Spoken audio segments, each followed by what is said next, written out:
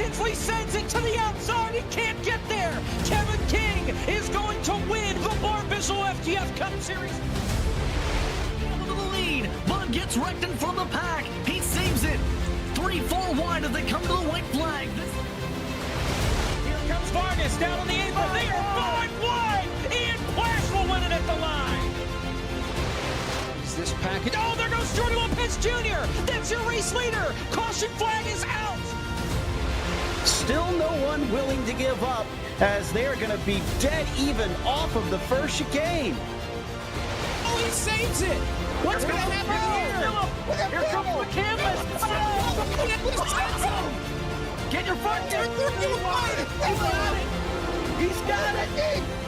He's got it. Get there. No. Canvas is in.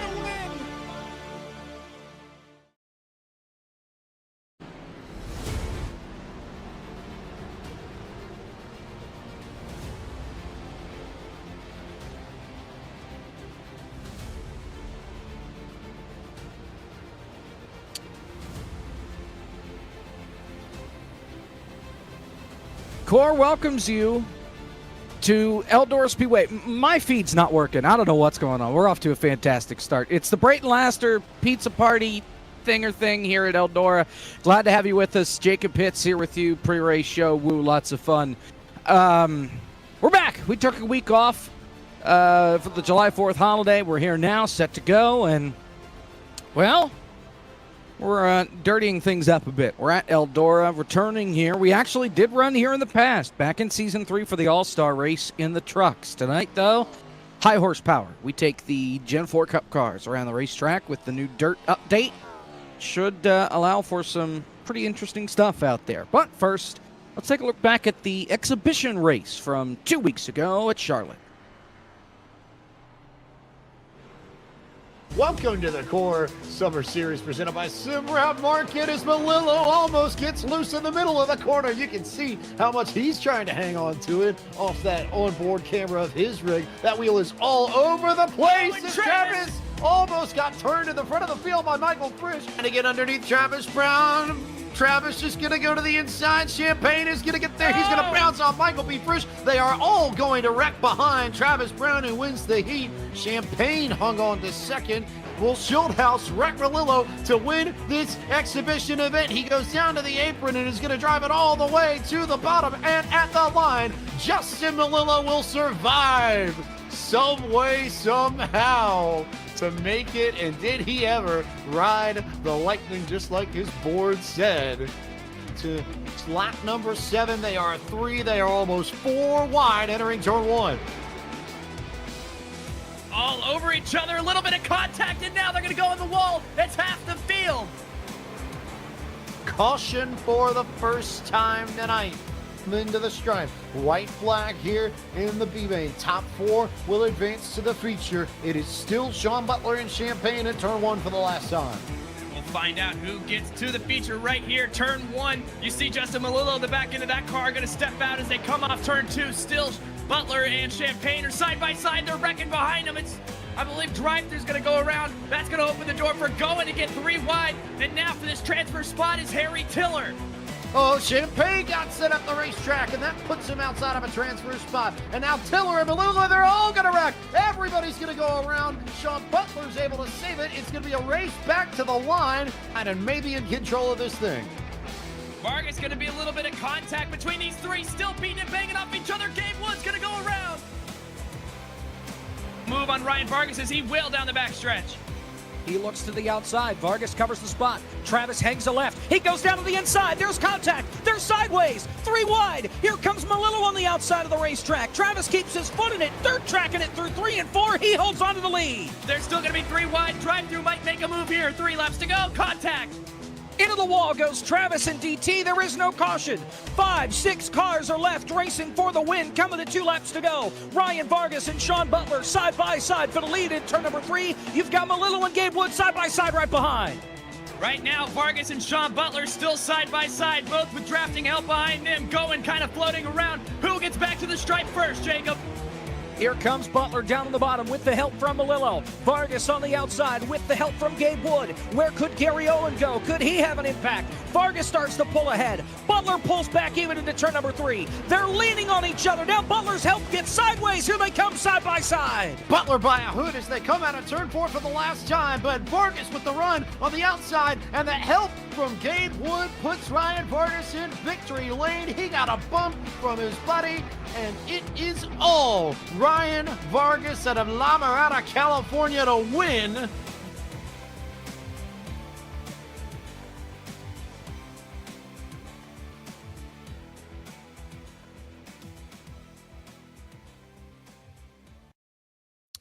A lot of good stuff from 2 weeks ago at Charlotte Motor Speedway. You saw Gabe Wood in there doing the burnouts. We're here at Dirt, obviously at Eldora, and he's been running some races out at Millbridge. I think we have a look at how some of that went.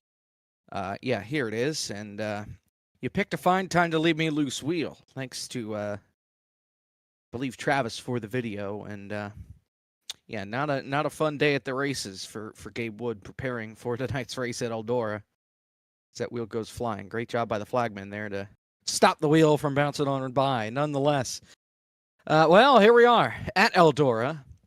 As I mentioned, we've already run at this racetrack before, and the winner, I think, in that race, I was too lazy to go back and actually look it up, so somebody may wind up correcting me, but in that All-Star race in Season 3, I think Michael P. Frisch went on to win the race, and he's been pretty quick this year. He's obviously in the hunt as far as the championship is concerned, and he will join us right now.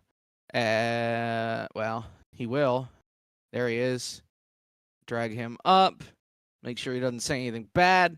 There he is. It's Michael P. Frisch. Hi, how are you? I'm doing pretty good. How are you guys? Pretty well. So here we are at Eldora. Like I said, I think you won here in the All-Star race in Season 3. You're good on the dirt. You're eyeing up the championship lead, trying to get through McCandless and Brian LaPrade. What's the strategy for tonight, obviously, since not everybody's going to have the same amount of experience around the racetrack? Well, I really don't have to worry about Blake because I've already been talking to him. He's not a dirt racer when it comes to iRacing on this, so I got a little hand over him. But my main competition tonight is probably going to be Briar. He's pretty good on dirt. He's pretty solid, so he'll be up there towards the front with me. But no, I'm feeling really confident here tonight. Dirt is one of my strong suits. I like hanging the car out sideways. It just feels pretty natural to me, and really moving around the track tonight is going to be a big key thing.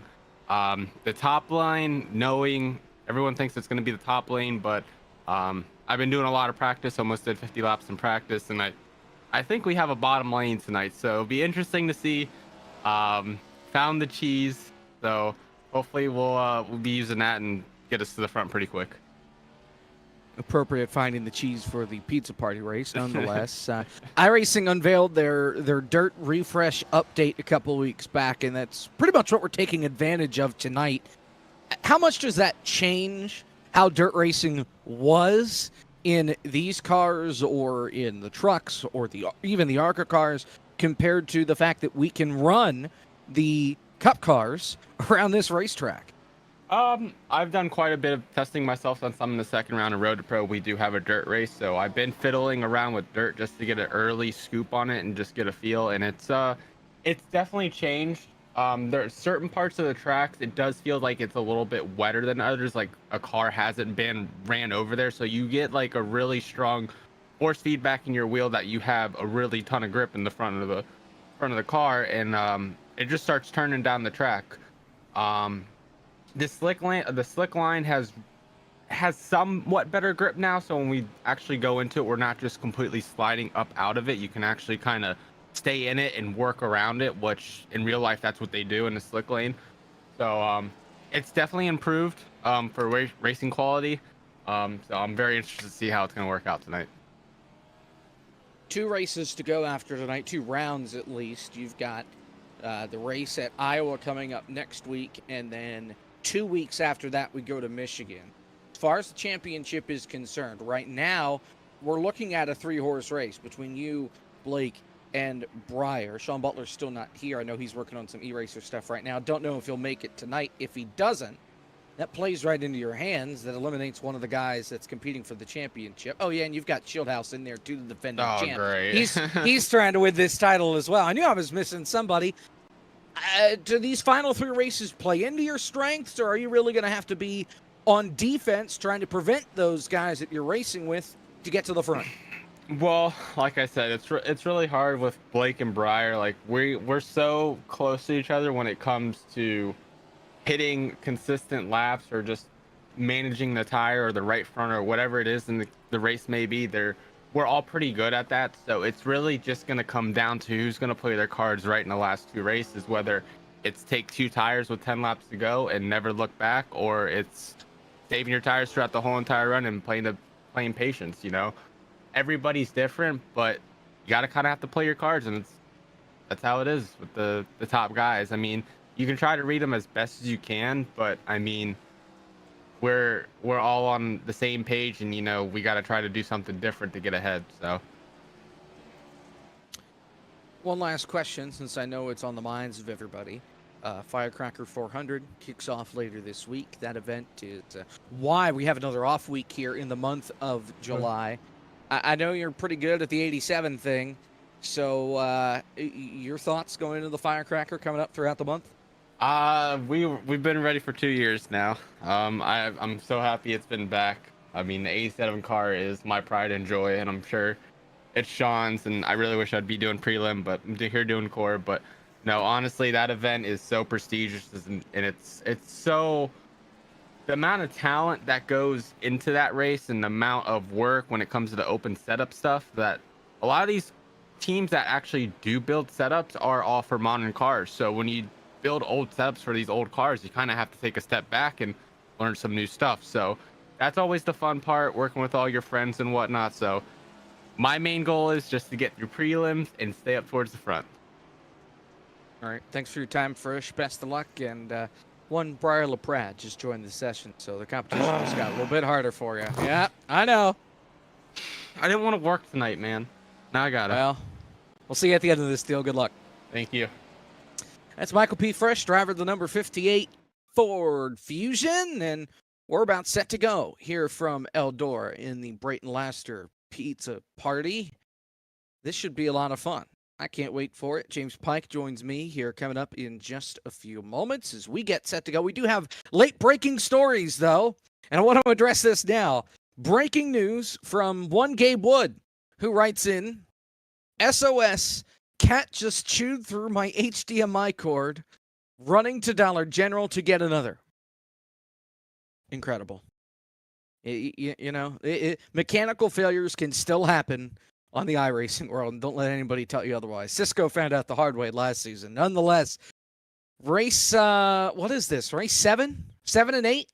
I don't know what number we're on. This season's flown by too fast. Brayton Laster's Pizza Party from Eldora. Coming your way next on FTF.GG.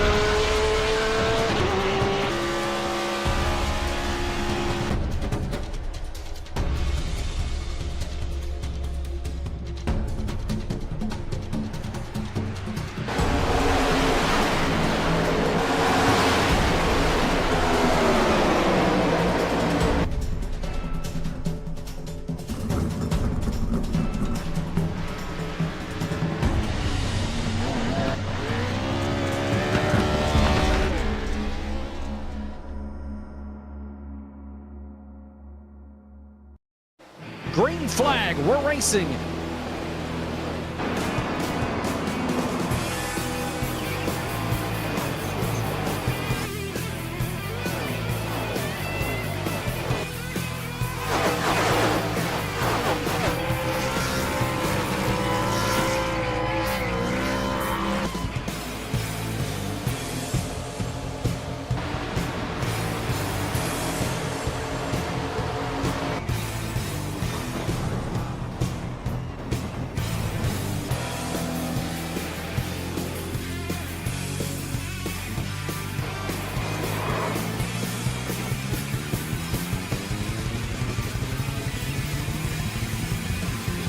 Let's freaking go! We won! Yes!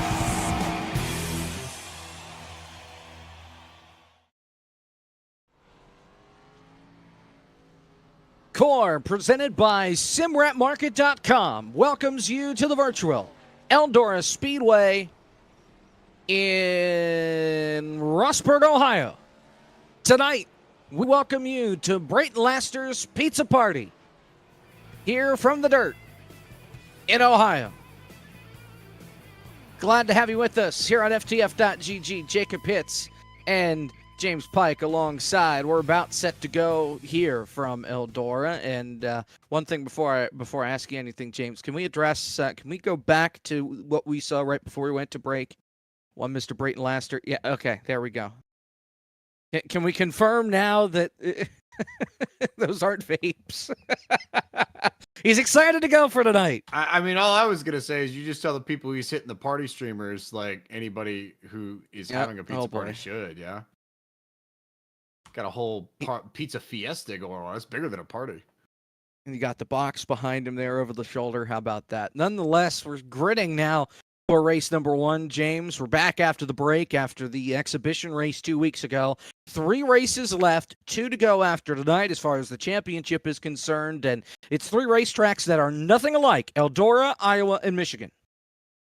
Yeah, completely different animals, those 3. And tonight, you could argue maybe the biggest wild card of the season, in the sense that the way you have to drive these cars on dirt, and especially with what we've seen since the updates came out in the new build, just so different from anything else these drivers will have to tackle. Even Daytona, I think, is closer to what we'd see with the rest of the season than what this is. So we could see a few monkey wrenches in the entire championship picture this evening. We could see some new faces at the front, and we could see some pepperoni strewn somewhere, I guess, right? It's a pizza party after all. Let's take a look at our grid for tonight's race. And just like every other race here from Eldora, tonight's Pole Award. First and foremost, the Eric Messer Photography proudly sponsors the Core League Summer Series Pole Award. The Eric Messer Photography Pole Award is presented to the driver who ranks the lowest in the point standings in each Core League event. This week, the honor goes to the man of the hour, Brayton Laster. Corey Vervink's not here tonight, so Brayton Laster scores the pole and the pizza party machine here from Eldora.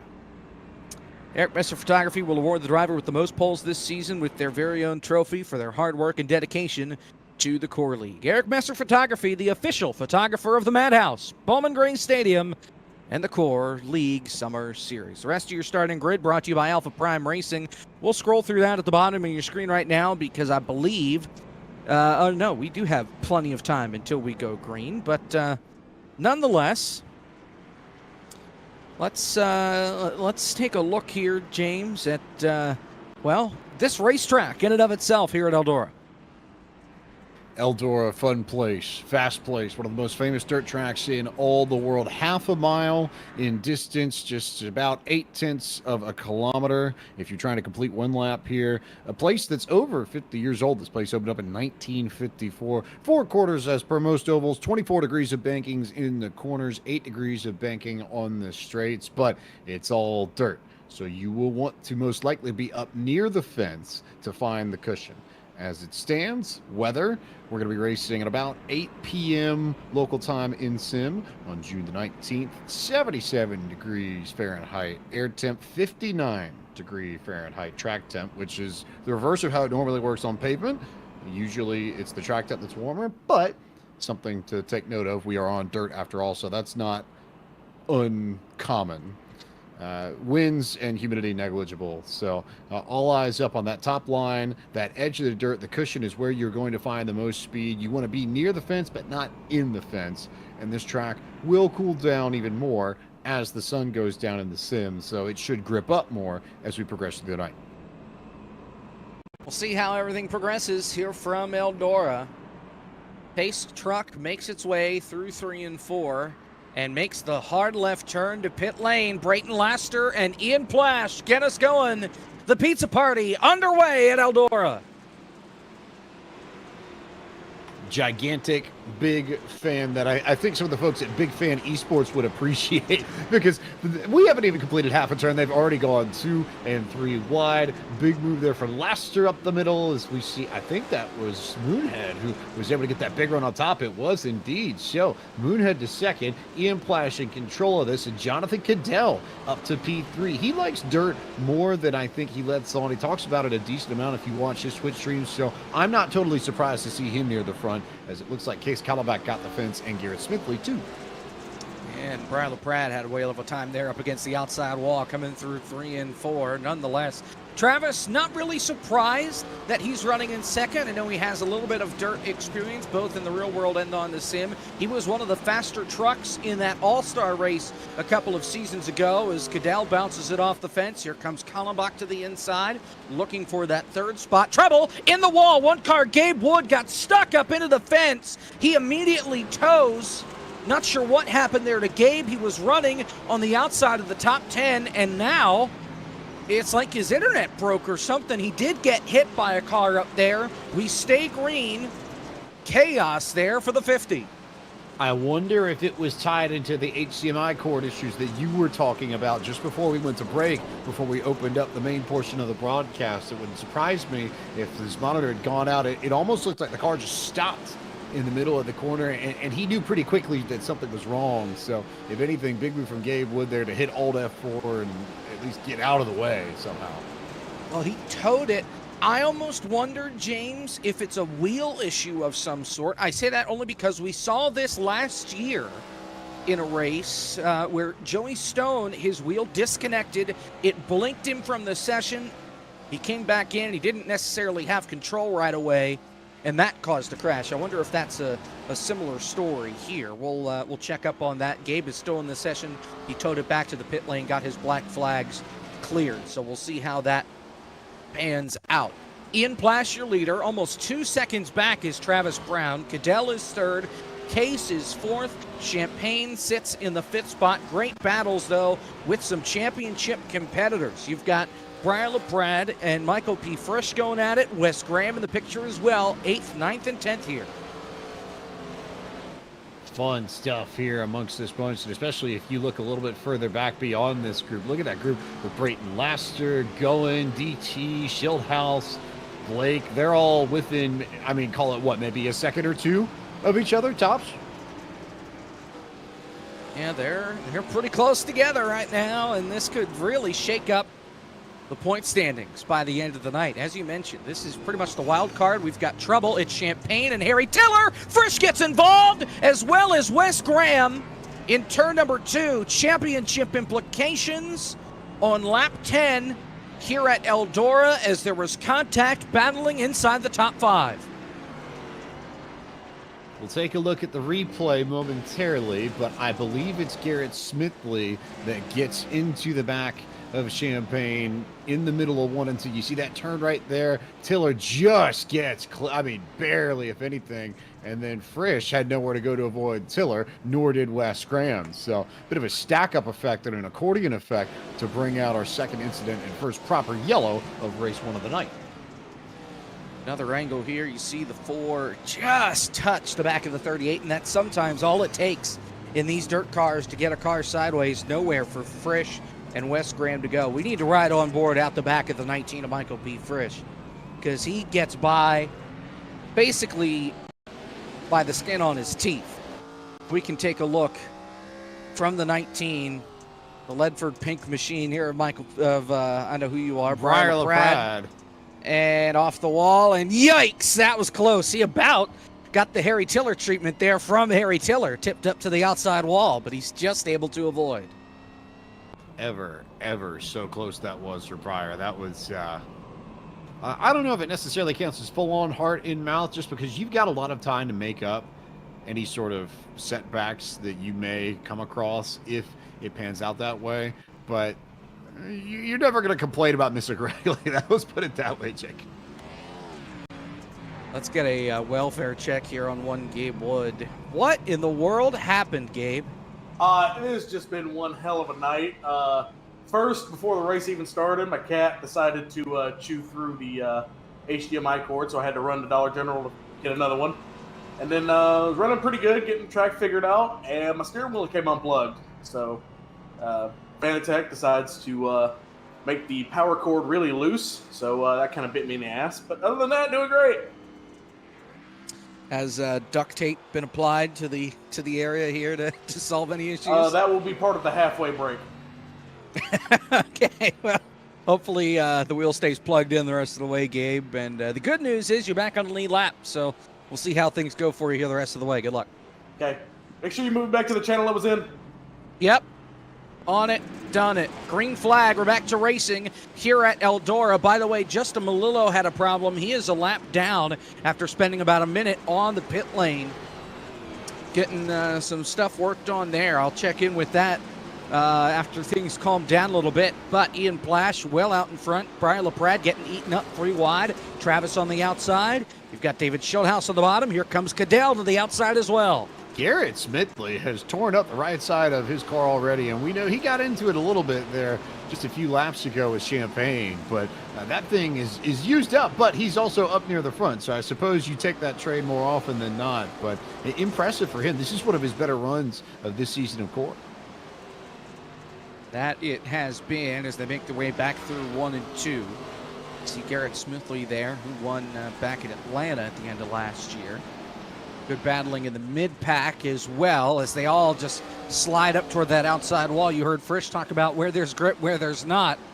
He thought that a lot of folks were going to jump to the outside, and that could be where they find trouble. Travis Brown just found some trouble bouncing it off the fence. Here comes Breyer around the outside of Case, and it's a hornet's nest behind him. You've got Goen, David Schildhaus, and Harry Tiller. Also, definitely need to give a call to Case Kallenbach, because this is one of his best runs of the years. I saw Schildhouse get a bump there from Goen, who bounces off the fence himself, and Harry Tiller's going to pull the slide job to block that outside lane. But Kallenbach running just outside the top 5, also one of his best runs of the year, and I wonder if the dirt maybe suits him a little bit better than the asphalt. Great run for Case thus far. Whoa, Harry, look out. Really high, wide, and handsome there coming off turn number 4. He holds on to it, though. You see Frisch right behind with the damage he got from that first caution. Didn't necessarily fix the damage, as now they'll go 3 wide. Harry slides it in on the 20 of Schildhouse. Schildhouse back up the middle. Contact is made, and Harry Tiller holds on and gets the spot. They're all trying to chase Kallenbach and company, who have opened it up. They're clear by a solid 0.6 of a second now. So whatever battling that this group here wants to do, they may want to figure it out in short order, because the top 6 cars are beginning to gap this group, and I think Tiller may just be stretching it out, and the battle now is between Schildhouse and Michael P. Frisch. Talk about Case as well. Wanted to check this. He only has 1 top 5 finish in his core career. He ran the last few races of season 4. Participated in all of season 5 and has been with us for all of this season thus far. 1 top 5. The first race at paved Daytona last year. Finished 5th in that fuel mileage race. Other than that, it's been tough for the driver of the 82. Side by side for second. Great battle here between friends. Travis and Garrett. Garrett Smithley, big old slider into the wall, and Travis cuts down underneath, retakes the spot. I'm about to say, Garrett Smithley certainly had no fear in throwing that slider in. I don't think there was any way he was not going to hit the wall. It was just a matter of how hard he's going to get the fence, as Ian Plash got the fence out of 4 that last time by. So that'll bring Moonhead and Garrett Smithley up into this fight a little bit more. And just behind that, look at what we're seeing for 4th and 5th. As Cadell now tries to work his way ahead of LaPrade, and Travis and Garrett continue to go at it for what would be the 2nd position. I was about to mention right before that how clean, not physically clean, but no damage clean, the race leader was. And he promptly stiffs it in the fence after, but no back end damage like you have for the rest of the top 5. By the way, Justin Melillo had himself a moment through 3 and 4, lost the car, came to a stop, gets it back rolling. He's about to go 1 lap down as the leaders make their way through 1 and 2. There's Gabe Wood again. He's in trouble at the back of the field. He gets passed by Cody Hicken. He makes his first start tonight in that 28. He's been off on the road filming real dirt. Meanwhile, LaPrade pulling a slider here on Garrett. Big move for LaPrade to try and make it happen. Here's the answer back from Garrett Smithley, and LaPrade will promptly cut underneath Smithley's machine to get the spot back. So what does Garrett do? He'll tuck up, tried to tuck up right on the rear bumper of Briar LaPrade and got the fence instead. So that'll give LaPrade just the breathing room he needs. And Smithley yet again tried to slide it, but just didn't have enough room to come up in front of LaPrade coming down the backstretch. 65 laps in total in race number 1. We're about to start lap number 30 as Plash rockets off the corner. Justin Melillo goes another lap down. Contact between Case and Harry Tiller coming off turn number 4. They're able to straighten it out, but it got dicey there as Case was trying to get it off the wall and about turned that 69 car around. Big fight here amongst all of Tiller and Frisch and Kallenbach, and a good fight up front too. It's difficult when you have to split your eyes and watch so many different things here, because this is all really good stuff throughout the top 10 for the most part.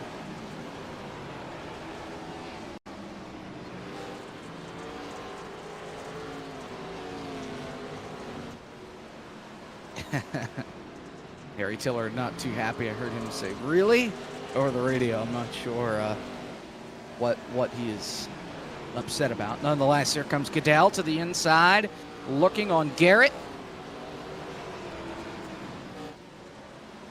And LaPrade is looking for second on Travis, and the lead as they've almost caught Ian Plash, and a great slider there from Briar, but Travis gets the spot. Oh, and there goes Goodell. Hang on to it, son. Big save from Jonathan Goodell, who I have no doubt probably uttered some sort of word that we can't repeat on air about someone who got into him and then regroups and just keeps on going. That's sort of what Cadell's done throughout his career in the sim. He'll be mad at you. He'll say something and call you some form of some idiot in a more expert term, and then carry on. That time, I believe it was Smithley that he got into, and that was just a meeting of the cars more than anything else. Oh, man, great slider there from Breyer again for second. Oh, man, I can't get it out. Plash, not LaPrade, Plash, your leader again in the wall coming off turn number 2, bouncing it off the fence. We are past the halfway point, and he's got company. It's a three-way battle for the lead. Here comes Breyer. Oh, he gets turned off the bumper of Travis Brown, and the caution's out. I think that's an exercise in the phrase "not clear," Jacob. Perhaps, perhaps. Breyer immediately apologized, and he said it. Problem was he wasn't clear when he did, and that number 19 goes around in a hurry. Here's the replay. I can't blame. I mean, he wasn't there, but he wasn't there by not a lot. That was closer, especially looking at the replay, than I initially thought it was going to be. So that's one where you take the pain now. You're gonna have to drive back through the field. You've got what, 25 laps essentially and change to do it. But if he ends up in the same spot come lap 63, 4, 5, I wouldn't put it past him to try it again, and I don't think he'd be out of line for at least trying either. Let's talk with the one of the men involved in that, Travis Brown. Well, what's up? Running up here in second. And there was contact with Breyer there, but I don't think there was much you could have done. You've had a good fight up there so far. Yeah, it's been a lot of fun. Me and Garrett were kind of brawling. Ian's pretty fast, but I think if I just quit making mistakes every 2 laps, I can probably catch him and get around him. So I don't know. There's some fast guys kind of charging through the field, and I think the track's still going to change a good bit here. So we'll see. I'm going to send it regardless. You've got something that none of these other drivers got, and that's a 12th place finish at Hickory Motor Speedway. That's true. I think you've got it in the bag here, but we'll see. Well, I appreciate that. Best of luck, Travis. We'll see you at the end of this. That is Travis Brown. Drag him back. There we go. All right, so we're, I think, 2 laps away from green, and how this works is pit road is the choose cone. If you want to be on the outside, you stay on the racetrack. If you want to start on the inside, you drive through the pit lane without stopping. And Garrett Smithley's going to take advantage of that, and I wouldn't surprise me at all here, James, if he tries to pull a slider here and make it happen. I would say he's been probably the most aggressive driver in this field in terms of sliders so far. But if you get a good restart in your flash, just pin it to the fence and stay up there and force someone else to make the move. This truck is in. Green flag. We'll have just 25 laps to go. 3 wide for the lead to turn 1. Garrett slides up. He gets turned by Plash in front of the field. It's a big old pileup. Multiple cars sliding, slamming into each other. For the most part, they get through it all. The only 2 cars left, Wes Graham and drive-through. Caution's out again. I'm amazed more cars didn't go around to that. I thought for certain that Garrett was going to get sent, but yeah, everybody, I almost wonder if it's a testament to the importance of track position that we're seeing this many people, especially in 1 and 2, just flat out send it and try to pull the slide job because they recognize how important it is to be the lead car. Honestly, pretty impressive work from both Ian and Garrett to not spin in front of everyone else. I thought those 2 were both going around, and yet they kept it straight, and it's everybody else behind them that ended up spinning. And, I mean, Harry Tiller, props to him. Now, he is not their leader, somehow. They've given it back to Garrett. Even though he got turned throughout all that, the caution came out before he lost the lead. And I think it's just the fact that everybody that spun bounced off each other was able to get straightened back out, except for those guys in the back there, DT and Wes Graham. So we're under our 3rd caution. Brian LaPrade writes in, can we get do not count caution laps next race so we aren't wasting laps? smiley face. I don't know about that one. How long do you want to be here, Briar? It's a fair point. It's a fair question. Also worth noting there, I would think then that if Garrett is the leader now, that we're freezing the field at the moment of caution and then sorting out who's responsible and or if anyone's at fault. Choosing here. Garrett again takes the bottom. Harry will stay to the outside, so we'll plash. Looks like the 58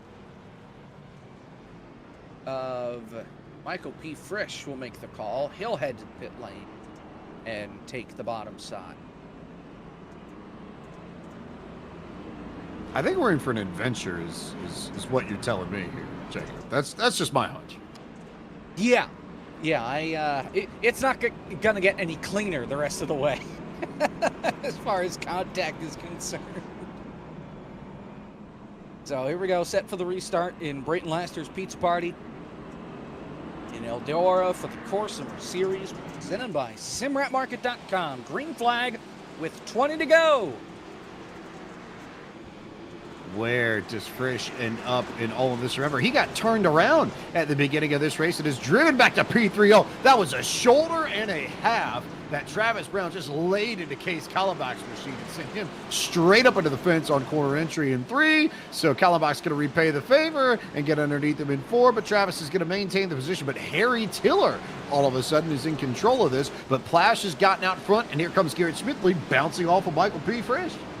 I can't believe they didn't wreck. Harry Tiller's your leader. Ian Plash is now second. Here comes Garrett flying by on the outside, 3 wide. Travis again stepping out big time. More contact between Briar and Case. They all save it. Your top 5 scoot away. They're 3 and 4 wide from 6th on back coming off turn 2. They are a mess back there. That's what that is. There's no better way to describe that. Meanwhile, up towards the front, I'm noticing that Ian Plash is starting to drive a little bit off the fence, and he got into it big there. So that'll open up the door for Garrett Smithley down low. But I was just about to say that over the last 2 or 3 laps, he's been shading Smithley's line and driving a little bit lower in the corners, I think with the purpose of at least taking away Garrett's line, if not to block him outright. But it does feel like that Plash is mirror driving, and that's part of the reason why Harry Tiller now has a lead of almost 0.8 of a second. Oh, Briar got really crossed up in the middle of 1 and 2. Holds on. Contact between Garrett. Into the wall. Gets turned by Schildhouse. And the caution's out. Maybe a little early on the button there from Ben Easterday, but the caution comes out with 16 laps to go. So where does this put Oh, Garrett? There was more trouble. More? I'm sorry. There was more trouble? So drive-through spun in the back of the field right before that and collected Cadell. That would have been 2 cars. That's what the caution was for. The stuff at the front was coincidence. That's the caution, according to Ben. This makes sense. I get it. Yeah. Timing was convenient, though, for Garrett. Yeah. He gets some of those spots back. Let's talk with the driver of the Shrimp Hub machine. Got loose, did a little 360 and kept it going. Keep it green. Timing, how are you? Oh, hey, yeah, I was yelling at Ben in the game. That shouldn't have been a caution. I was questioning that. I thought it was for Garrett at the front of the field, where he got put up into the wall with Schildhouse, but you've had a rough go of it here. That's what, the last 2 cautions that you've been amongst? I thought I was through the other one, but then someone came down and tapped my nose. I'm gonna be honest, this thing's really hard when you got one screen and not a very big one at that. I feel like I'll need like an ultra wide or a triple, maybe even VR to get around here a little bit better, because I'll send it in the corner. I can't see the people next to me, and I'm not very good at all this dirt stuff anyway, but I'm having a blast. It's fun. Learning anything for race 2, other than the fact that you need a bigger monitor? Yeah, I know that David wants the track to be more worn. I don't know if I want to do that. I think the racing's been good, though, so I'm all happy with that. Alrighty, well, we'll let you go here. Best of luck, and maybe you'll find some magic here in race number 2. Yeah.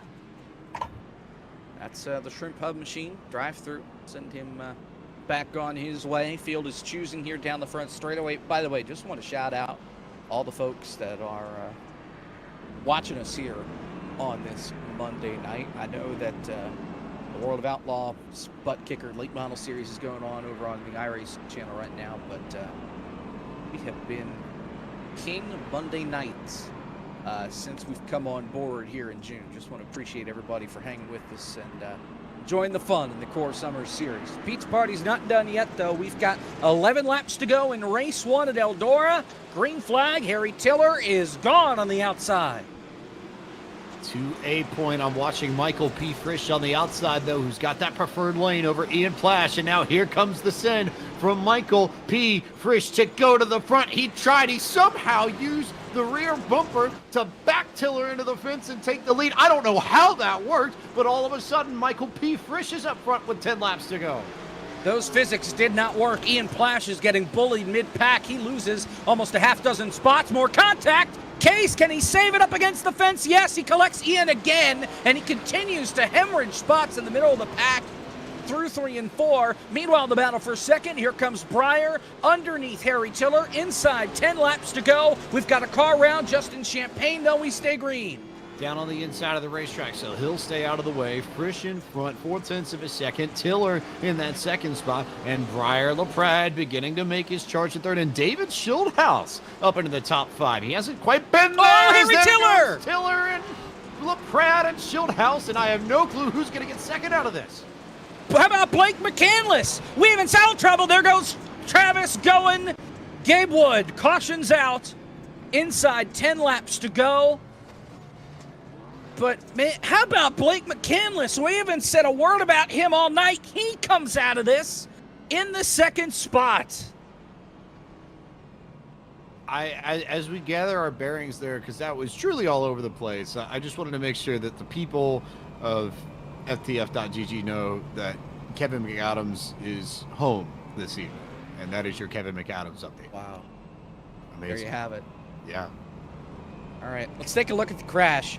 This starts with Harry Tiller and Breyer LaPrade, and then they just stack up behind. Travis gets hooked into the wall and has a hard time getting off of it, but he gets put up into the wall by Garrett solely because they get stacked up 5 wide trying to get around Harry and company here. Racing deal TM pretty much all the way through here from what I can tell. At least that's my first reaction. So there's the shuffle there. And yeah, Travis was just trying to save it. And poor Gary Owen had absolutely nowhere to go on that one. 6 wide, by the way, after they all got it straightened out before Travis got a round off the wall. 6 wide. Now, granted, they all weren't up to racing speed, but great stuff down the stretch here from Eldora, even if it has turned into a bit of a crash fest here. I believe we're going to get the 2 to green here this time by, which means we'll choose next time by. Where do people go? Knowing that it's not quite going to be a green-white checker, but it's going to be pretty close.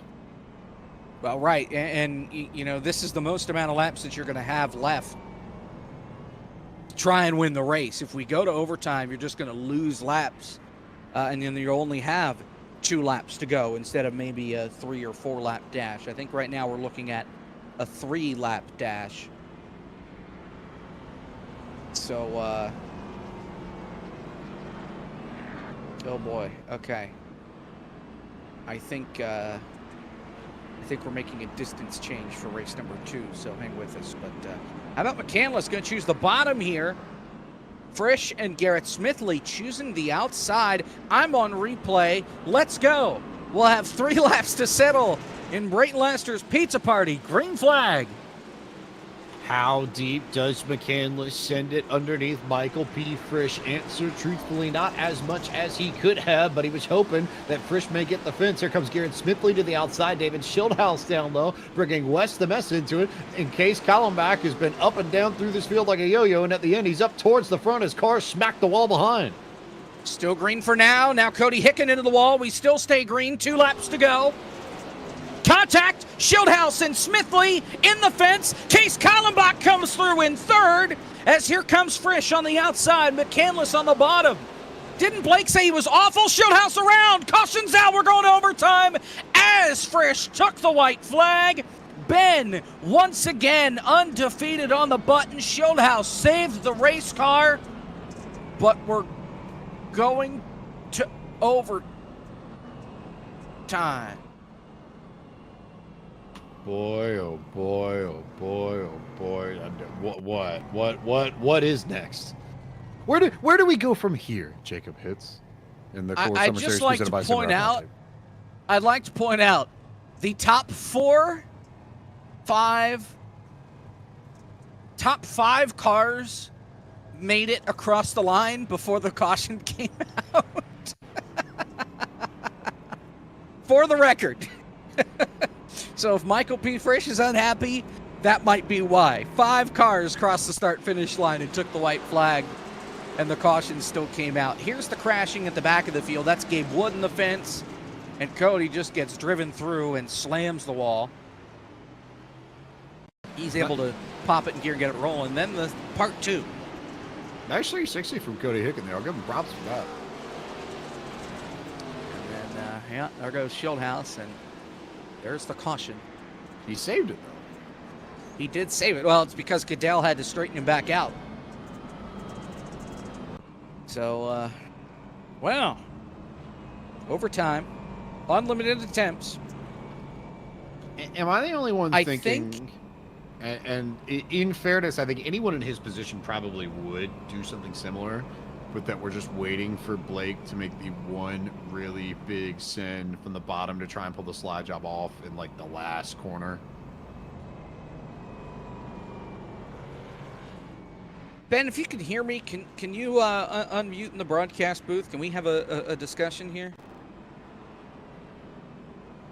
Yeah, let's unmute Ben on the broadcast side as well. So am I understanding it right that you threw the caution expecting the caution not to come out? I hit the button thinking that Frisch had not gone across the line. He did, and showed how straighten it out. So really, it shouldn't have been a caution. It was in front of the racing line, but I mean, what are you going to do? All right, well, thanks, Ben. Nonetheless, overtime, 2 to go, free pizza, free racing at Eldora, green flag, let's go.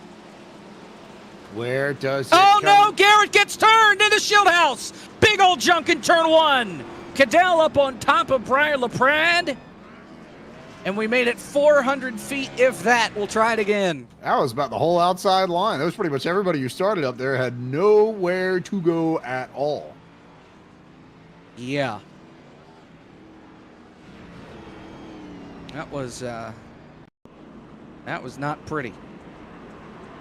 And it all starts really with contact between Garrett and Cadell. You see Garrett come up, but they just get hooked. And around goes Schildhouse, and everybody else piles it on in. If Laster was involved in that wreck, does that mean we were cutting pizza? Slicing pizza? I don't know. There, perhaps. Maybe. It might just be because I'm that hungry too. So who knows? I got to throw in some dad jokes here. Here's the pepperoni mobile on board. And yeah, once Cadell bounces off the fence in particular and catches the nose and goes head on into it, you are stuck, especially on dirt, because you don't have as much grip and you don't have... You need more time to be able to react to situations like that, just with the nature of the surface. So he probably would have been in trouble if we were on pavement anyway, but... Hold on. Case Connelbach just drove into the barrels under caution. Excuse me? You trying to do a barrel roll? Sounds like we had a dog step on Case's lap and he got distracted. Can we get a replay, please? You see the damage to the left front of the car. That was not there a moment ago. This was lap 71. You see the left front is fine now. And it's coming through 3 and 4. Where it sounds like animal interference. Case is at least able to get his spots back. So, here's the look. Making their way down the back straightaway. Speed up time. There we go. And then right here, he just stops and hangs a left. Bam. All right. You got the spots back. We're back. We're good. Pace truck is in, though. Blake McCandless is on the front row. Green flag. Let's try it again in overtime. Case Kallenbach drove straight through McCandless on the restart, and his rear tires were off the ground, so he did not get the best of jumps, and yet somehow he's still here alongside Michael P. Frisch coming to the white out of 3 and 4. They were at least 6 wide going into turn number 1 on the restart. Last lap, we have made it. Next flag ends it. It'll be the checkers. Here's McCandless down on the bottom. How about Wes Graham trying to go up the middle 3 wide, looking for his first core win. They're crashing in the background, including Brian LaPrade. Playoff implications there, or championship implications. More at the front. Michael P. Frisch survives and wins Pizza Party Race 1 as a big crash, and up and over goes Schildhouse. He did stick the landing in his defense. He did, and we talked with Frisch in pre-race. The last guy to win at Eldora in the core is the first guy to go to victory lane tonight, even with the damage all over the right front of the car. Michael P. Frisch heads to victory lane for tonight's race. First race, that is, yes. And I was stalling there trying to figure out that's his second win of the season. He won race number 2 back at Daytona. And Frisch gets to burn it down on the pit lane and pull it up into victory lane here on the front straightaway at Eldora. The good news is, though, is that we have another race coming up. So if you're clicking away, don't do it. We have one more go at this. Another, I think, 65 laps or so. Here are your results from Brayton Laster's Pizza Party at Eldora. The first one, at least. Frisch, your winner. Blake McCandless, a great run. He finishes in second. Wes Graham, how about that? P3 for him. His best finish in the core, as far as I'm aware. Schildhouse, 4th, upside down. Case Kallenbach matches his best career core finish in 5th. Justin Melillo started this race in trouble, a lap down. He finishes 6th. What? Travis Brown 7th, Harry Tiller 8th, Gary Owen 9th. Ian Plash had a really strong car, fell back late. He rounds out the top 10. Garrett Smithley and Cody Hicken completes what you see on your screen. Then your final 6. Jonathan Cadell was 13th. Brian LaPrade 14th. I think Brian in particular will be disappointed after the strength that he showed earlier in this first race. Brayton Laster was 15th this evening. Then Justin Champagne, Gabe Wood, and DT Davin Cornelius rounding out the finishing order of race number 1 in Brayton Laster's Pizza Party at Eldora. The good news for DT, he's able to run it back. He'll be on pole for race number 2. We will step aside, go to a break. We'll talk with our top 3, re-rack them, restack them. More pizzas on the way. Brayton Laster's Pizza Party at Eldora continues. Race number 2 is next.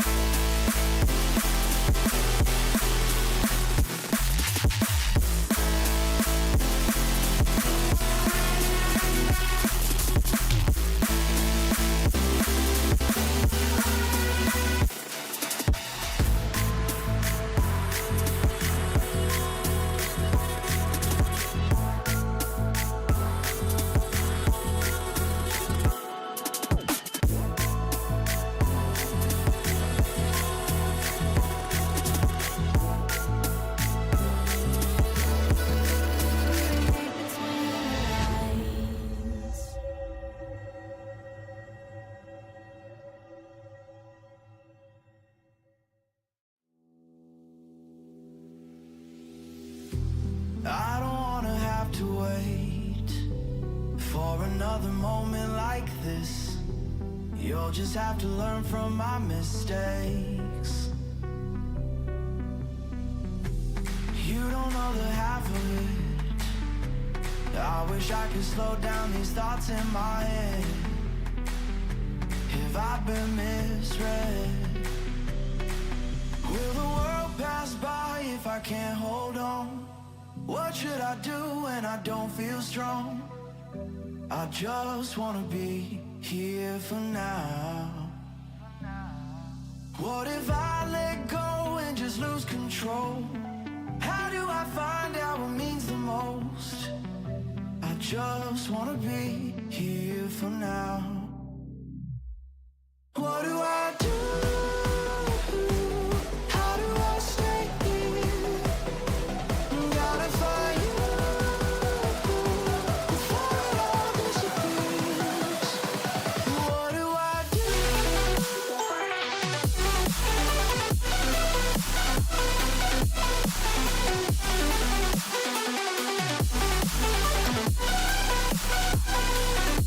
do I do?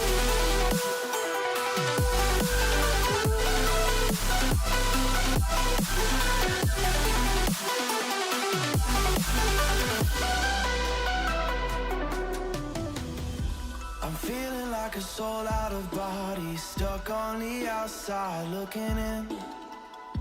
When I slow down, I wonder if I'll be stumbling around waiting for the end.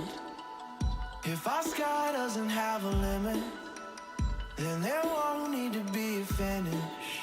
I wanna be in the life I'm living. Maybe I'm already winning.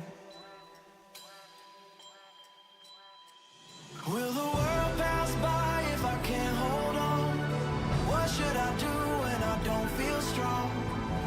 I just wanna be here for now.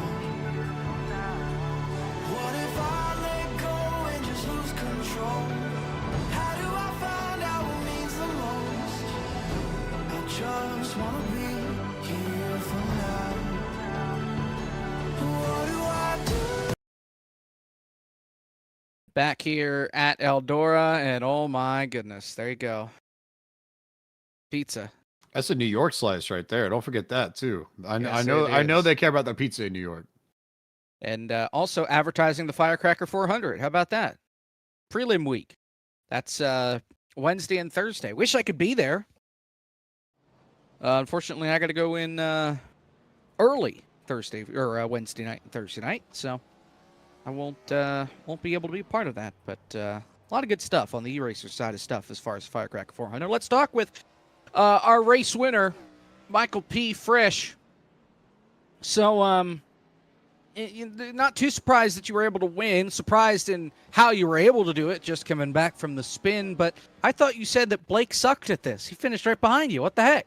Yeah, we were in the same Discord, and he was just as surprised when he was sitting P2. But no, that's how it goes sometimes with when everyone's fighting with each other and looking for each other. That sometimes you get through the chaos, and he got through it. I think he was the only guy that had a clean car out there. But no, that race was something. I really thought I lost it there with those two last green white checkers when I lost the lead to Blake.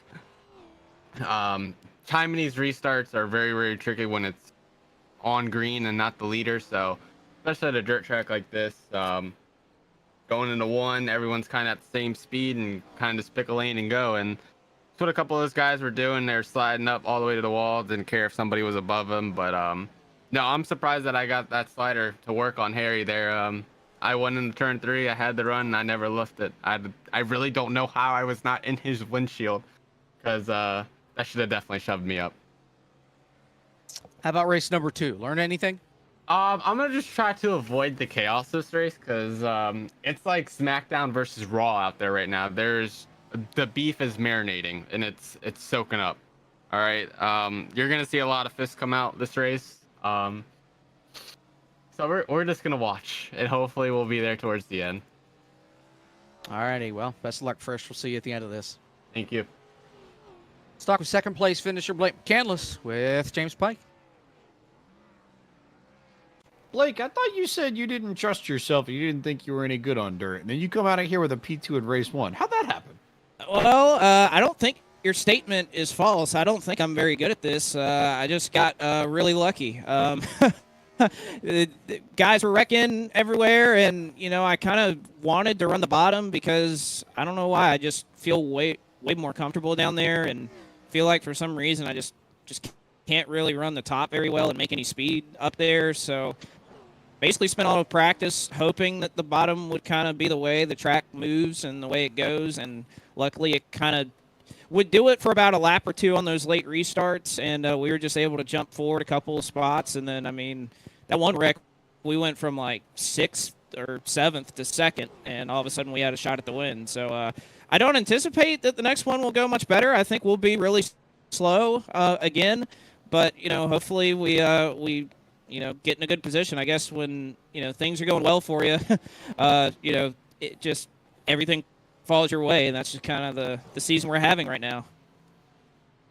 Yeah, I think a lot of people would have looked at that and realized that that's a big point swing in a place where I think a lot of folks would have thought they might have been able to get points on. Blake McCandless, you finished 2nd. We'll turn our attention to 3rd place. Wes the Mesh gets one of his best runs of the year, and he now joins our man Jacob Hitz. Wes Graham coming home tonight, P3. Best finish in the core league as far as his career is concerned. And I don't know how much of a dirt racer you are, but you kind of sneak through all the chaos there down the stretch. I know you got involved in some incidents early, but man, you were there when it mattered the most. Yeah, I'm just about as shocked as you are. It just worked out in our favor in that first race. I'm ready to get out here on the second race and see if we can't work our way back through the field again. Just getting caught up in other people's messes, just, sent us to the back in the first one. And got that 88 Next Level Racing machine up towards the front there and missed a couple of things. Got lucky on a couple of those cautions coming out. And I thought about doing it to Frisch, but I was like, you know what? He raced me clean earlier in the race. I'm going to race him clean here. I ain't going to try to, door him and put him in the wall, try to get a win. But I'm just happy to be able to talk to you. I hope y'all have been having some fun. No doubt about it. Did you learn anything from race 1 that you're looking to carry over here to this second race? I'm ready for the track to wear out. As long as that track wears out, we're good to go. All righty. Well, this race is a little bit longer, 80 laps instead of 65. And Wes, hopefully we'll talk to you at the end of race number 2. All right. Appreciate it. Thank you. That's Wes Graham coming home P3 in race number 1. Race number 2 is about to get underway here. We just got the nod to move to the race session, so that means that we can take a look at our grid for race number 2 here from Eldora. The Eric Messer Photography Pole Award, that will belong to one drive-through. David Cornelius, he finished last in race number 1, so he starts first in race number 2. Eric Messer Photography will award the driver with the most poles this season with their very own trophy for their hard work and dedication to the core league. Eric Messer Photography, the official the official photographer of the Madhouse Bowman Gray Stadium. Photographer, I see today. Photographer. English is hard, right? Emphasis on the wrong syllable. There we go. Yeah. And the Core League Summer Series. The rest of your grid brought to you by Alpha Prime Racing. Your reverse grid, that is, as that'll scroll across the bottom of your screen. Of course, your winner, Michael P. Frisch, will start at the back. As I mentioned, the drivers, by popular demand, wanted this race to be a little bit longer. So it is a little bit longer. 80 laps. We've got about a hard out of 10:55 Eastern. So didn't want to make it too long, but the drivers wanted to make this race a little bit longer. So that's exactly what they did. Also, while we have a moment, shout out all the folks that helped make the Core Summer Series possible.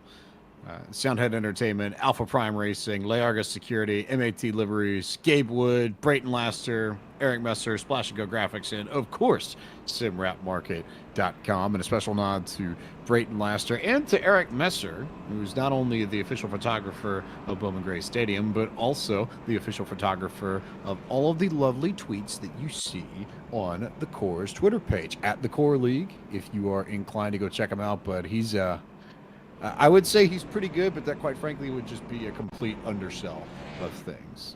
Meanwhile, while we're looking at it here, track temp is down to 58 degrees and the time of day is up an hour to 9 p.m. for what it's worth. So we should have a stickier, grippier track in race number 2, you would think, Jake. We'll see how it plays out. We'll get 1 to green here, I believe, before we get going. How about that 77 new paint scheme for tonight? Shrimp hub machine. I do love a good fried shrimp. There you go. Tasty. Popcorn shrimp, truly undefeated. Maybe terrible for your heart, but one of my favorites. Coconut shrimp is the way to go. That's about all I really know. Nonetheless, pace truck is in. 80 laps up on the board. Round 2 of the pizza party is underway at Eldora. So DT and Gabe going to have control of this to start. Look at Briar LaPrade, though. He's going to love having this track position, I think, to start, because he'll have an early opportunity to cut to the front and start clicking off laps. As look at that big old slider from DT to get up in front of Gabe Wood, who gets himself in the fence, I think, trying to give DT the room to pull that off. And here comes LaPrade right on cue, sliding up in front of DT and Gabe Wood to take control of this race on the second lap of 80 in race number 2. Well, but Briar got the wall and he lost that momentum. DT slides it back on him and retakes the spot. So put that 77 back out in front, but here comes Briar again. Slides it on down into turn number 1. Up the racetrack he goes. DT cuts underneath. They'll be side by side, and again in the wall goes Briar. And again, drive through to the front. That was a fabulous read from DT to recognize the slider that Briar was going to pull and just immediately cut it down in the center of the corner to get that momentum on the bottom side. And now you can see DT just shading that inside line a little bit to make sure that Briar can't pull off such a exaggerated slide job in that place. Battle for the lead, calming down for now, looking back toward the 5th and 6th position. Cody Hickens side by side with Harry Tiller.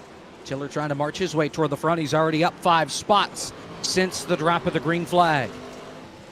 They're also trying to wreck each other in the back of this field, by the way. We should note that right around Garrett Smithley and the right back of it. Yeah, this is already, what, 3-4 wide here on lap 6 of 80. It's aggressive back here. These are a lot of the guys that were at the front that are trying to march their way back. Cody's around, trouble! Down the back straightaway, doesn't get hit. There is no caution. 360, so we stay green. How about it? He got run over by Going coming off turn number 2 down the back straightaway, and a 360, lost his track position, but kept his foot on it. Great save there from the Wisconsin native, and now trouble. Gabe Woods around in turn 4 to the inside wall. We stay green again. He got tagged by Ian Plash, just sliding up the racetrack and getting into the left rear of the 50. It is impressive to see how many people are pulling 360s early in this race and keeping it together and marching forward. We're not throwing cautions, so that helps too. We love Ben Easterday in this household. I don't know what you're talking about, Jay. Well, no, he learned from race 1. He thought that they wouldn't be able to save it in that first race, and that's why he was throwing caution. Well, they proved that they could save him, so now he's being a little more conservative on the button is all. In the department of drivers who are not conservative, especially with regards to stretching it out, DT's up a second, actually 1.3 seconds now on Briar. And then there's another second from Briar to Ian Plash, who's made it back to 3rd. So he's got good track position again, the same way he had in race 1, but it's a huge gap from the front 2 to everybody else. And even then, you go back to Michael P. Frisch in 8th. There's another pretty big gap between him and Case Calabac and the rest of the field. They've really spread out here, unlike that first race. DT is long gone. And for somebody that said he was struggling to get around this racetrack, now that he's out in front and in clean air, he is well out in front. As you mentioned, a second between him and Breyer. Another second, actually 2 seconds back now to Ian Plash. And then it's just a single file train pretty much from Plash on back. You've got Tiller. Oh my, look at this. Battle for 16th. This is how desperate we've become. Battle just up the road though with McCandless and Cadell. And the one pizza man, Brayton Laster, trying to wheel his Mini back up towards the front. And then, yeah, West the mess. I wonder if these three are just sort of biding their time and, if nothing else, just being okay with not being near anyone or anything else, that they can have somewhat clean race cars for the end of this thing. Knowing that trio wouldn't surprise me if they're laying back intentionally a little bit. I just realized why we did 80 laps for this race. 10 laps to slice. Harvard. There you go. Genius. They don't give you enough credit, Chicken Bits. That was good. That was good. It's that Shippensburg education shining through. There you go. All right, Brian LaPrade closing it on DT. Kinda, sorta. The gap is down to about half a second, but still too far away to really make anything happen as far as the lead is concerned. We'll keep an eye on it. As right now, great battle back here. This is behind Travis, Garrett Smithley. Whoa, look out, Harry. Racetrack's up here, pal. Got Garrett Smithley in there and going, as well as Harry Tiller as he's trying to get his wits about him. Poor Garrett Smithley had nowhere to go. Meanwhile, Hintz, you might know the answer to this question better than for the I lead. do. Sorry, Brian LaPrade. See ya. Go ahead. Yeah, that time I think it'll stick. Not the greatest run off the quarter there for DT. From Hamlin Fanatic 11, are any of these competitors forklift certified? Do we know the answer to that? No. If I had to guess, I don't even know if I could guess. I'm about to say you can't guess because I feel like if you guess, you're gonna end up stereotyping someone. I was gonna say if I guess, I'm wrong. So because I don't think anybody does. So. Although who and Josh with a good point there. Gabe might, but that's just because Gabe does a lot of stuff and has for a while. So right, that wouldn't shock me as one of the many things that he can do besides pretty much everything else in the garage. Oh God, Decon, you know the answer to that. Why would you even ask that question? I am a twig. Nobody would win. Everybody loses. Right. Battle for what is this? Fifth? No, actually, Hits the answer. Somehow the Phillies would lose that fight. Somehow the Phillies would find a way to lose that fight, even if they weren't involved in it. Aaron Nola would give up 14 home runs in the game, and Kyle Schwarber would botch a couple plays in left field. So Frisch takes over fourth here from Travis as we're past the quarter mark. Oh, and Travis way up and into the wall into turn one. He may lose another here to Harry. That's not the first time he's done that. It's not a full-on I'm gonna put it into the fence and just ride the wall, but it's I'm gonna use the fence as the brake instead of my actual brake pedal and then see what happens sort of thing.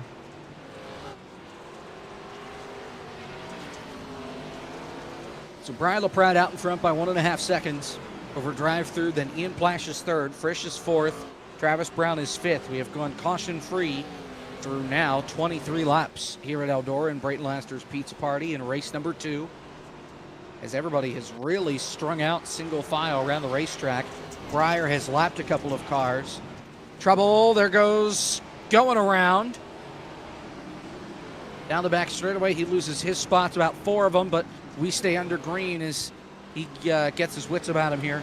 That was way closer than Jonathan Cadell would have liked that to be. Cadell just about got in the back of going there in the middle of 3. Once going, got it going. Got it going. Yeah, yep. Yeah. Oh, Wes Graham and Cadell about turn each other there. Down the back straightaway, headed to 3. What was better, going, got it going, or Shippensburg shines? We got an alliteration battle here. Oh, well. The first one I didn't try. This one I thought you did try, nonetheless. Honestly, no. Truly, that just happened. I was not thinking of it. Side by side for 5th. Travis and Tiller.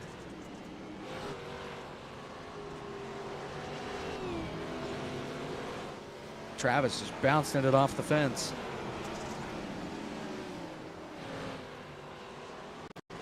Best battle on track now probably is this group in 7th. David Schildhouse just at the top of the screen. If Tiller and Travis decide to figure it out, we'll roll back to it. But this group here, David Schildhouse, Garrett Smithley, Brayton Laster, Case Kallenbach fighting for spots.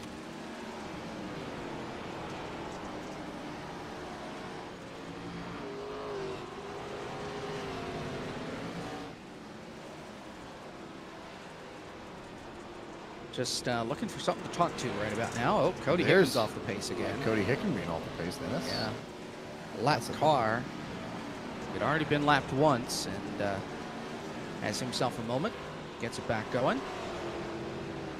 Briar, your leader's about to run into some more lap traffic here. This will be interesting because these are guys that are fighting for position. You're right on board with the suspension cam from Schildhouse. He currently runs in 7th, about 7/10 behind Travis Brown. David wearing a Briar LaPrade shirt while Briar is racing in this race. Is that like some Inception something or other? It's a teammate. That's all I know. I mean, yes, but still. It's a bold strategy when it's also the guy you're racing for the championship with. But is he trying to pull some karma out, I guess? Well, I mean, Briar did finish at the back of the field in race number 1, so it's possible. I've been told it's a relaxing vibe. Trouble. So Travis. Oh, that is Travis. Yeah. Yeah, off the pace. What in the world did he do down the front straightaway? Oh, I see. Caution. Trouble. Going in Cadell. Turn 2. Caution's out. They're stuck, and then there's just stuck. Yeah. Going tried to slide draft. Tried to slide job him, and unfortunately drove right up the nose of the 68. And into the wall they went. First caution flag of race number 2. And now we got ourselves a ball game here. Replay. Slide draft. Gonna have to file that one away from the dictionary. That's a pretty good one right there. Yeah, that's again not clear. That's for operative phrase of the night. Pretty clearly in that part of the corner. Also, Zach, can we have a producer update, please, per chat? Ah, he says. Incredible. Also, there's another Firecracker sign up. There you go. Don't forget to sign up for the Firecracker 400. Can we get like a camera of Justin Melillo, please? Our free advert for the Firecracker 400. I just want to see pizza. Yeah. He may be eating while he's driving here now that we're under the caution flag. Oh, no, okay. No pizza, but you at least get the Firecracker 400 experience. There with Justin Melillo. There you go. How about it? Let's talk with him here. Oh, the plate is empty. Oh, the plate is empty. We see. There's no pizza. The pizza's gone, guys. I already ate it. I ate it during the pace laps. Wow. Was it good? It was delicious. It was pepperoni pizza. Well, but not all pepperoni pizzas are good. Although I figure in New York that's hard to screw up. You can't really screw it up in New York, guys. It's just impossible. You walk around the corner, there's a pizza place on every corner, and they're all good. It's just how it is up here. Like I think it's one of those things. One of those things where if you screw up pizza in New York, you're not there very long. Yeah, pretty much. We'll kick you out of town. But I felt like because it was a pizza party, I had to get pizza for dinner tonight, and yeah, it worked out pretty well. Got a nice pepperoni pie from my local Rocco's, and I mean, how much better can it get? We're racing here at Core. We're having a pizza party. The Firecrackers, coming up later this week, so it's all good. Hey, all Justin, good in the hood. Yo. What if I've never heard about what the Firecracker is ever? What if I'm just like, Firecracker? What is that? What should I know? Well, you've been living under a rock, my friend. If you've never heard of the Firecracker 400, it's only the greatest oval side of iRacing community event out there. Back in 2020, Parker Kligerman, Landon Castle, Josh Mendoza all got together and made this incredible race with the 1987 cars at Daytona. And this is the third one. They skipped it last year because they Yeah, we're going green here, but yeah, it's definitely sign up. You got until 10 p.m. tomorrow. Go do it. All right, when we bring you back up here under the next caution, if we get it, we're going to need you to show the plate again. Nonetheless, best of luck, Justin. You got it. All right, that's Justin Malillo. He's off on his way. We're back to green. Just about at halfway, 2 laps shy of halfway. It's LaPrade and the 77 to drive through to turn number 1. They're 4 wide already. Getting into turn number 1 is, well, this could be the only restart of the race, depending on how clean this goes. It's been a cleaner race, too, but you bunch everybody back up, and I think of, in particular, I guess McCandless, since we had Cadell and Graham get involved in the yellow, but just trying to save your stuff for the end, knowing that this field likely will bunch itself up again, knowing that people will likely hit the fence again, as it looks like all of last year, and Colin back, and everybody just there they go. Yep, that was Wes Oh, Graham. they saved it. I think Wes Graham, yeah, it was Wes Graham who went sideways way in the back there. I did catch that there right as you were saying it. But Breyer's out clear. But yeah, this is a save your pieces, maybe have something for the end of this. See how it plays up. But again, put yourself in a position, give yourself an opportunity. It sounds very basic, but there's a lot to be said about saving your stuff to give yourself a chance to win. And that contact back there started with Case Kallenbach and Brayton Laster getting bopped around, and then it just stacked everybody up coming off turn number 2, and they did a great job hanging on to the race cars there. We stay under green, past the halfway point. Brian LaPrade is gone. Frisch is in second. Schildhouse is third. DT still holding down the fort right now in P4. Battle for 5th going on between Travis Brown and Ian Plash. Big battle there in the mid-pack with Plash and old Moonhead, and they're all trying to just keep pace with DT here. Breyer's going off the front again, so this is really where it's all happening. You get a good look off the hood and roof of Garrett Smithley's machine. He's right at the back of this pack where the battles are. Schildhouse is in front of it, then DT, then Moonhead, then Plash, then Smithley. That was a big smack of the fence there for Davin Cornelius. Keeps his foot in it, though, and he hangs on to 4th spot for the time being. Something I'm noticing here between race 1 and race 2.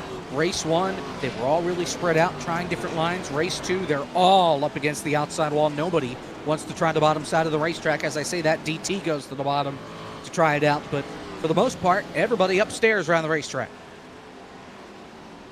We've got grip, we've got a blue groove, we've got the cushion up there. I'm not totally surprised, truthfully. Especially when you consider that the racetrack is cooler than it was in race 1 as well. That also, I think, is worth noting. And it is down to 60 degrees Fahrenheit, which I think is the iRacing minimum, if my memory serves me correctly. Oh, Travis and Plash in the wall, and Travis is around. Keeps it straight, but he's going to lose a ton of track position. Great stuff there from Travis to hold on to the race car. He's got some dirt experience. Look at that slider that Ian Plash just threw on Garrett Smithley coming out of the corner. Nice work from Ian to get back up into the top 5 there with one of the better passes in one corner that I think I've seen over the course of the evening. Yeah, these things happen, you know.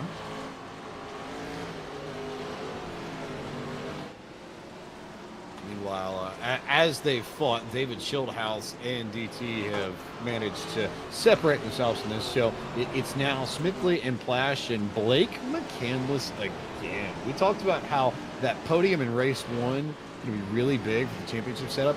If he can run like this and go full, I think Scott Dixon in IndyCar, probably the best example, maybe in at least American motorsport, maybe all of motorsport today, but just the king of taking finishes that should be, 10th, 11th, 12th, and turning them into top 5s, top 10s, getting way more out of the car than he should with the cars not handling well. If Blake can do that here, you look at Iowa, you look at Michigan, and all sorts of places that have those sorts of characteristics. 2 places where he can be successful and can compete at the front, and it's making the best out of what should be your weakness. So if you're LaPrade, if you're Frisch, if you're that company, you really would love to see Blake not be running as high as he is. Especially with that 2nd place finish out of race 1, that's going to help his championship lead. Obviously, race 2 may bring him back down to earth a little bit, but we've seen Blake win at Iowa in core before. Brayton Laster has had to tow that 13 to the pit lane. He has been well off the pace, and looks like he crashed it coming into turn number 1. Didn't hit the wall that hard, but just thought it'd be easier to tow it than try and back up into oncoming traffic. He had to go set up the tables and make sure that all the Jazz Cups and the slice were available with the pizzas once these guys finish up their second round of bowling. There you go. Slice is undefeated, by the way. 90 sodas for the win.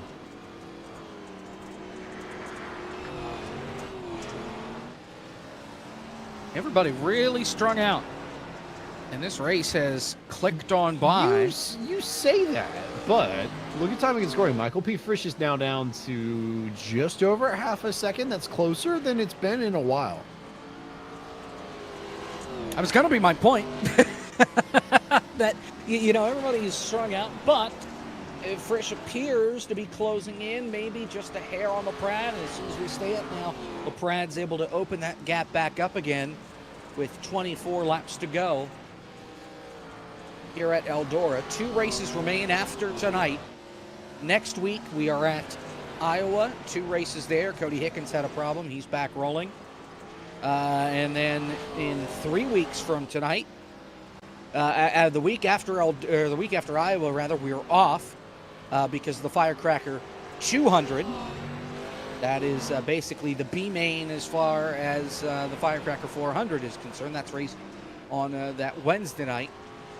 The last week of July, then, the last full week of July, that's July 31st. That night, that will be the season finale for Core from Michigan. First time there in about 2 years. So we get to finish off on a high note, hopefully, in the Irish Hills.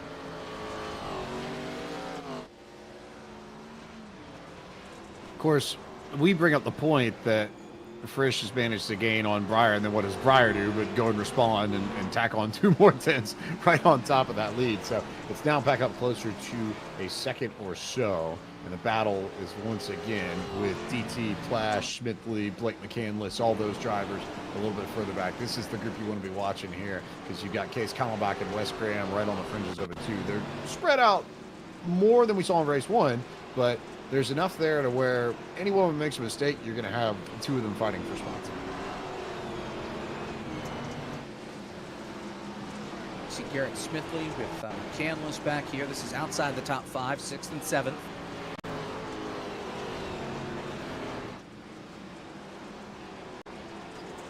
DT is in the wall, getting caught now by Ian Plash as well as McCandless and Smithley. So we're going to have a 4-car battle here. There's the mistake that I was talking about. That's exactly what they needed to bunch this group up. So now, where does Plash go? Where does Smithley go? You figure Blake's going to stay on the bottom. We already heard it from him earlier. He does not like running that high line. But I also think that high line is where you get the speed. So it's probably riskier to sit. Whoa! Great save by Plash. And Smithley, too. Smithley just about lost it off the ricochet contact. DT rides the wall and gets warned for it. You can't ride the wall, and now Plash is going around again. He saves it again. I really don't know. And look who else is still in this. Well, Brayton Laster's a few laps down, but he's at least there. Yep. Is there. And Smithley somehow has just stayed dead center of all of this, some way, somehow. 15 laps to go. The gap at the front, 1.7 seconds. Not worth keeping an eye on right now. LaPrade running away. And, you know, he's come close twice to winning a Core Championship in Season 4 and in Season 5.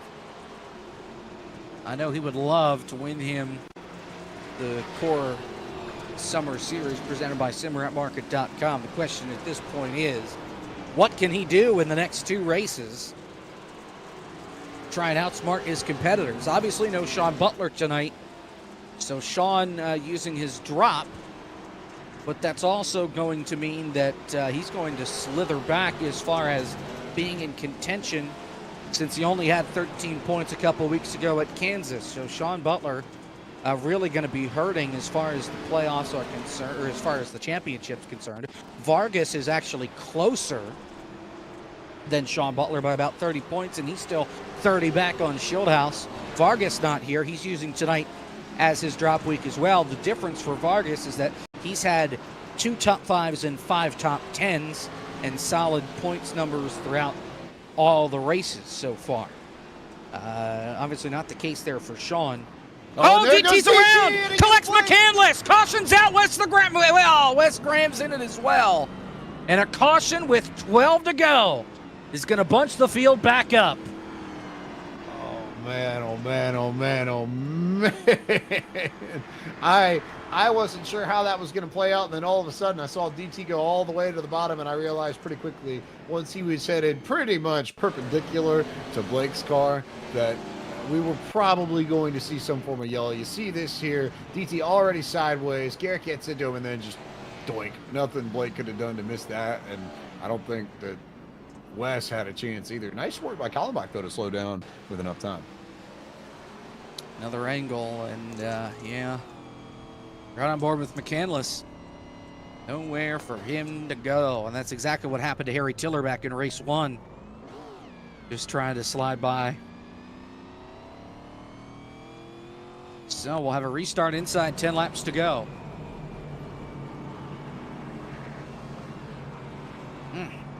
What madhouse will we see, and/or will this spread out a little bit more, or do we finally get everybody on top of one another driving for whatever positions they can get racing that we saw at the end of race 1?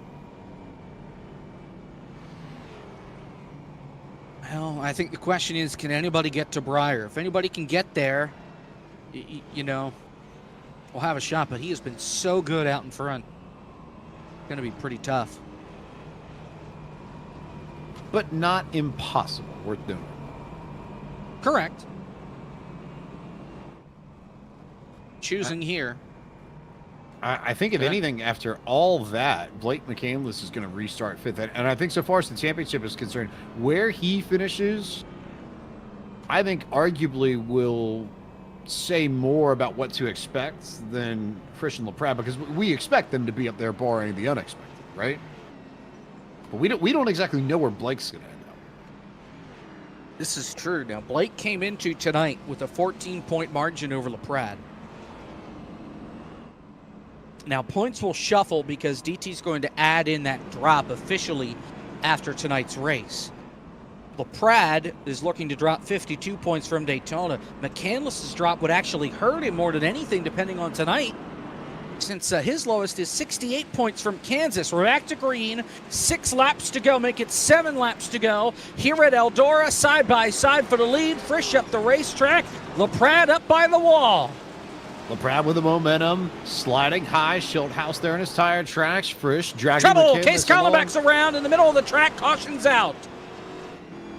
Stuck Lost there. it all by himself. Stuck in the back, and that'll close it down a little bit more. Yeah, that's going to put us on the danger zone here of overtime. Travis Brown did get into it, but it was long after. Case was sideways. Gary Owen involved in it as well. The replay, and there you see the contact, and then wham, nowhere for that 24 to go. Case was already sideways and pretty much already spinning out, and then Travis just gave a nudge to finish him off.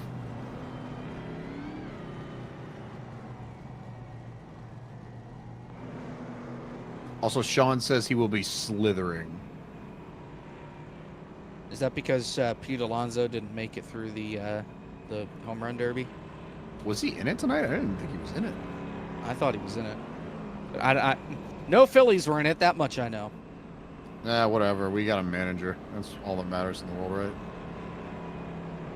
No, yes. I thought I know. Well, do we want spoilers or do we not want spoilers? Oh, okay. No, Alonso was in it against Julio Rodriguez. Rodriguez almost doubled him up. 41 home runs for Julio, 21 for Pete Alonso. Oh, he was the recipient of that. Oy. Yeah. I believe we're on to the last round now. Between spoilers, or are we giving warnings here, Jacob? What do you mean spoilers? Some people might want to go look at the home run derby after car. All right, well then I won't say anything. but I can't confirm they are currently in the finals right now. That much I will say. Yes. Yes. So, Eldora, if you like rice, it's a good night for you. Put it that way. What?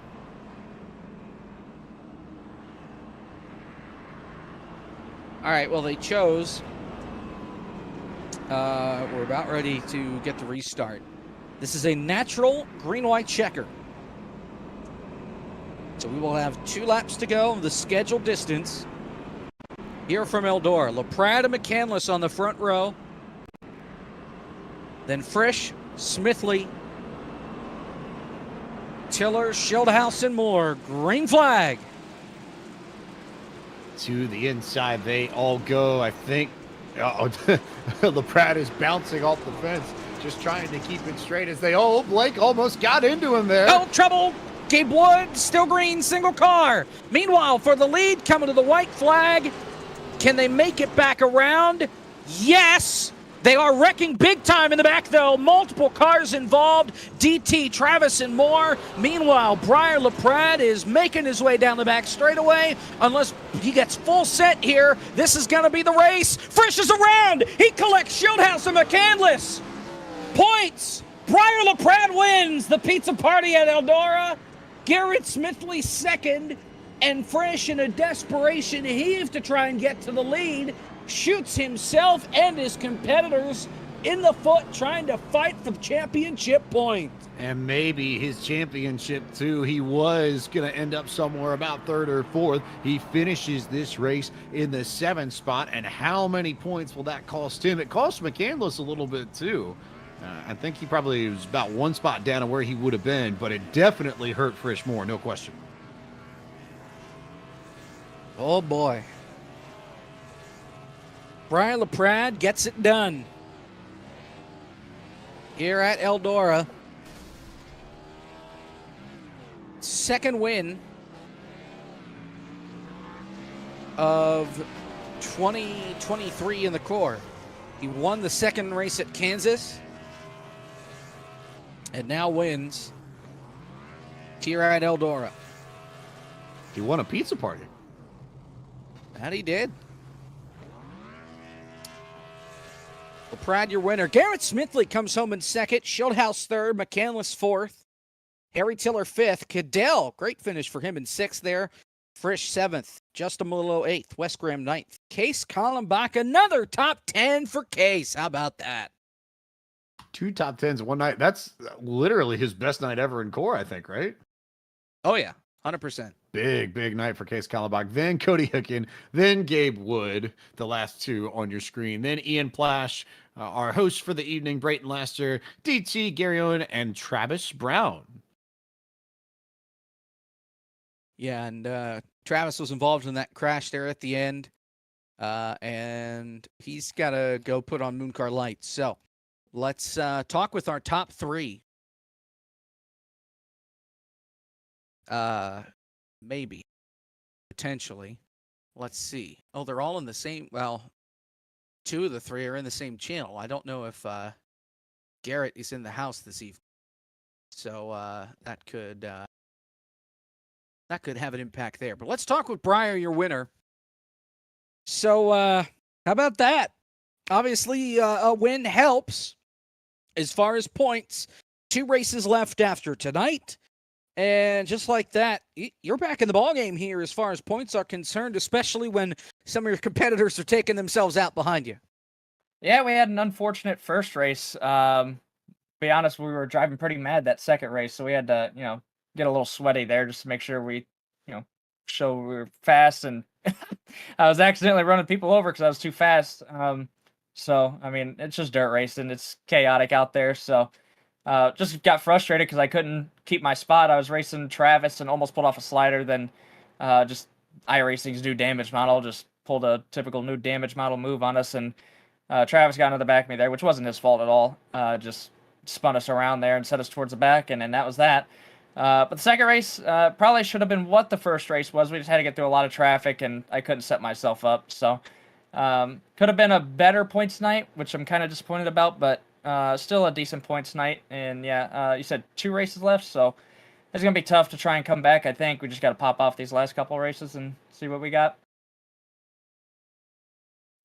Well, 2 races left. Iowa and Michigan. 2 racetracks that have been on the course schedule before, so we have run here in the past. Do you think that, and we don't know how points are going to look, do you think points or the championship is in your hands at this point? I don't know. This season's been chaotic. I mean, it's it's a summer series. Everyone's heated up, ready to go, and they've been wanting core for a little bit now. So, and to be honest, the beef and just intensity in this league's been picking up here recently. Like I said, I was a little frustrated. I heard a couple others were frustrated after that first race. So, but I think there's been some tempers, boiling. Like I said, it's summertime, so to have boiling temperatures isn't a surprise. But it's kind of crazy for the core league, But yeah, I don't know. We just got to try our best these last couple races and not throw away another championship like we have the past 2 seasons now. So we'll see what we can do. There you have it, Briar. Congratulations, and we'll see you at Iowa next week. Thank you for broadcast, guys. Absolutely, Briar LaPrade. And just a public service reminder, by the way. This league is for fun. We're supposed to have fun. Nonetheless, David Schildhouse with James Pike. David, that last little stretch, that last restart, was your mindset just let's not get run over, or was it we're just going to go all out like everybody else and see what happens? What was your strategy there? Oh, James, it was the survival. Try not to get run over because it's easy to get run over. I was talking with Briar about that under the caution of you're really at the mercy of the person behind you when you're running the high side on the restart, that they don't just drive through you. But the bottom's not very good, which is unfortunate. I was hopeful that after this dirt update that it wouldn't just be so one lane and high line dependent, but I just don't think much has changed, which is disappointing. I haven't driven this since the update, so I was kind of expecting more, but it's not really there. But damn, the Flex Car 20 car was really good. It was a lot of fun to drive tonight, regardless, scraping the right rear along the wall. Trying to keep up with Briar and Frisch. They're really good at this stuff. I think to finish 3rd and 4th in 2 races here tonight is pretty good points for us, and I'll take that. Speaking of, I'm looking here at unofficial points here. Believe you are now with the drop 2 markers back of Blake, 2nd in the standings. Knowing that, how do you approach Iowa next week? Attack. Just full attack like we've been all season. I'm sure Blake will already go to the lab and try and figure out some crazy fuel-saving strategy to try and scam a win, but it's good to be that close, knowing you got 2 races to work with. But I know we're all really close to the top, me, Briar, Frisch, and Blake. I'm sure it's a really close margin between the 4 of us, and that's the way it should be. They've all been exceptional this year, but Iowa's a really fun racetrack. I hope that we can use more than one lane there and really battle it out. But I think these cars will be a hoot to drive around that racetrack. But it's full attack for me, and that's the way that you win championships. You don't win these things by driving scared. I look over at my Season 5 championship over there, and I didn't get that by being scared, and I'm not changing my strategy now. Any particular favorite pizza flavor, by the way, since we are having a pizza party technically after all? James, the best type of pizza is the one that's given to you by somebody else that paid for it, honestly. If somebody's going to go out of their way to buy pizza, then, I mean, that's going to be the best flavor because I didn't have to buy it. Now, I know it's kind of a weird answer to that, but I'm also team pineapple on pizza, which some people are just going to instantly hate me for. I don't really care. I'm almost 40 years old, James. I've held this opinion for most of my life, ever since I started eating pizza. Big fan of the Hawaiian pizza. So I'm team pineapple. You tell them. Yeah. Thank you, Jacob Hitz. As I sit here in my Briar LaPrade merch, by the way, we determined that is retro vintage gear. But, yeah, pineapple on pizza, man. Come on. Oh, I am honestly, as much as I hear Eric Messer screaming on the other side of the wall, handling the last socials of the night, I too am here for pineapples on pizza. The sweetness, the contrast is just really nice in Hawaiian, I think. It is. That's what I'm going for. It's like me, James. That's why I like it. Pineapple on pizza is basically me personified. Just sweet. right? I'm just sweet. That's all there is to it. James, you know better than most how sweet I am. I do know how gifted you are with horseshoes and hand grenades and everything Marigold as well. So, yes, fair points there from David Chillhouse, who finishes third this evening. And yes, Iowa comes next. Jacob Hitz. My goodness, what are we in for? Especially when that's a place where I compare Iowa in real life to Iowa in the sim, and Iowa in the sim always to me has raced smaller than its real life counterpart in the sense that it's tighter, it's more close quarters. We see people get into each other more than I think they would if we were running, say, Xfinity trucks there. So if tempers were already a little bit heated coming into tonight, I don't think next week is going to help. If anything, next week might be the week where we see all the aggression come out, maybe even before Michigan. Just have to wait and see. Points. Oh, baby, do we got a ball game going into Iowa next week. Blake McCandless with the drop. 2 points above David Schildhouse. Schildhouse, 2 points above Michael P. Frisch. Frisch, 6 points above Briar LaPrade. It's a 4-horse pony show at the dog races in Iowa next week. And it's going to more than likely come down to those 4 beyond a Herculean effort from somebody like Harry Tiller, Garrett Smithley, Ryan Vargas, maybe even Justin Malillo. How about him there, 67 points back in 8th? Good stuff across the board. Also, I have to ask this because you made the point. If we have a ball game in Iowa next week, does that then make Iowa Speedway our field of dreams? It'll be the field of dreams for somebody.